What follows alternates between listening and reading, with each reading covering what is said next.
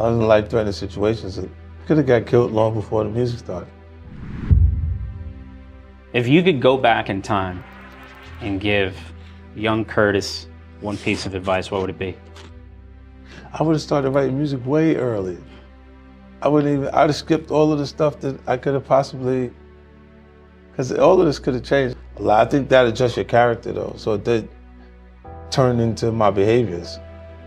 In the music, the things you go through make you who you are. There's more ruthless people in the business world than in the street. You know, like they just have subtleties to their tactics. How they do things is more, you know, but they're doing it right in front of you. You know, how they're structuring the actual deal and things that they're doing. It's like just taking the money for you. Look, robbery, at least it will give you the courtesy of showing you the gun, so you can have those anxieties and feel those feelings that you would feel when you're being robbed. They'll do it on a piece of paper where you feel nothing and just rob you right there. You see what I'm saying? Yeah. So it's the same tactics with a different approach. And a lot of them, the people that do this comfortably, like handing you the contract, the thing that they're not conditioned for is direct conflict. And that the circumstances I grew under, I absolutely have to be prepared for it. There's positive influences, there's negative influences, there's a lot of things around that you can actually do. Like, you look at YouTube, man. It's pretty much every skill set you're looking for you can find on YouTube. You find some information about what you're trying to do and not even have it be something for you to sit and read. You're watching them explain it to you. You know, so I don't know why it's not clearer that there's less limitations. Like, you're not limited the same way you were in the past, you know what I mean? Okay, now how did you become interested in vitamin water? I was in the supermarket and I saw a gallon of water for $2.89. And I went further down the aisle and I seen another gallon of spring water for 59 cents. And I just know that if you put that in these two different cups that we have in front of us, that I wouldn't know the difference between what spring it came from. When I got back, I told Chris at the time, me and Chris Lighty was working closely together, he was managing me, and I said, I want to sell water. And he was like what? I said, I want to sell water. He's like, to who? Everybody need water. Like, you know, it might have been an easier concept for him if I said I wanted to sell liquor. So you bought the company? No, so I ended up having about almost 10% of it. And it was sold to Coca-Cola for you made $100 million? Well, 4.1 billion they actually sold the company for. I've somehow ended up under circumstances where I've been up against the toughest things in the environment that I come out of before any success takes place. I always say if there was someone to run and go get, I would have ran and got them, but I have to run get me. So I had to come back myself every time. So it just makes me not look at what would be the bigger situations in front of me, or harder circumstances don't seem so rough to me no more. You know, like, because I've already been up against the toughest things, the biggest obstacles. Take this for granted, right? Almost 90% of the time I'm communicating with people who've achieved a higher level of education than me, right? They're college graduates, things like that. And what I hold on to is they wouldn't have made it under the circumstances that I came up under. And, you know, if the information that you needed in the business classes were in the book, if everything you needed was in the book, then the teacher would be too successful to teach the class. It's how you adjust to things too, I think, because you're gonna have peaks and valleys, or have things change in your career at a point, and you feel like, is it at a high or is it at a low? You can't even, because the money is still coming in. You don't feel like there's a change in finances, but you'll see things that you go, wait, I don't understand why they're doing this. Even now, in film and television, I'll look around and go, wait, what is this? Like, I don't know what they're doing. Like, why'd they pick this up? If I don't understand what's going on, then I'm not sure I'm as good as I think I am, right? If you're confused at how the operation is working, then you don't know. If everything I pick is working, I feel great about that, but you go, what is all the other stuff that they're picking?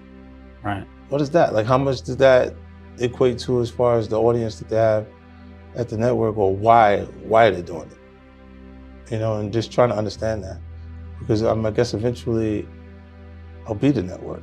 Without knowing who you are, an individual could look and just judge you and say, I don't like that. He had that diamond goat on his neck. Why'd he put that there? You got to be a certain kind of person because he liked diamonds. All right? And then they could just assume that anything they would like to register negative, they can just register it negative. Some people, they have the trait of, like, let's say the person's across the street, they look at you, they don't like you across the street. Some people feel the need to go across the street to say, why I'm a good person. I don't give a f. Yeah. I genuinely don't give a f about how those people feel about me across the street because they don't care about me. Having the ability to focus on something, or to work on it, will allow you to work hard enough to be good enough at it. That's one thing when you can actually commit to yourself and what you want for your life and you work that hard at it. This is watching someone else raise their hand to answer a question that they know the answer to. And that means that person deserves to be ahead of you in life because your fear of being wrong at that point is not allowing you to create your value in the workspace. Well, when you're in life-threatening situations, it makes you a little more conscious of death. You know, and the more that you are aware of your fate, the higher the probability you have a chance to live. So you're a little more free. So walking into a room, even at the worst possible scenario, it won't damage me to the point or hurt as much as that hurted. So I'll go in there in a secure space, able to speak and ask the questions, and I'd rather feel like I'm unaware for the moment within those quarters than to feel like I'm unaware in a losing situation. So I don't regret those things. I don't regret them because I don't think I'd be who I am today if I wasn't exposed to those situations. If you ask me, those are unfortunate situations that I've had to experience. And if I had a choice, I would have definitely went in a different direction. But under those circumstances, when you're in an environment where you meet aggression with aggression, or you're deemed weak, and the weak becomes the prey, you gotta kind of back people off of you at different points. And when you're willing to go as far as further than the other guy, you'll always prevail. You always end up on top. Even at this point, the person that you could have met, fell in love with, how many positive moments? Right. Your highlight reel. Right. The thing that's really important, the most expensive thing we spend is time. Because we can't get it back. And when you look at the highlight reel, whether the person's rich, poor, in the middle, wherever they're at, right?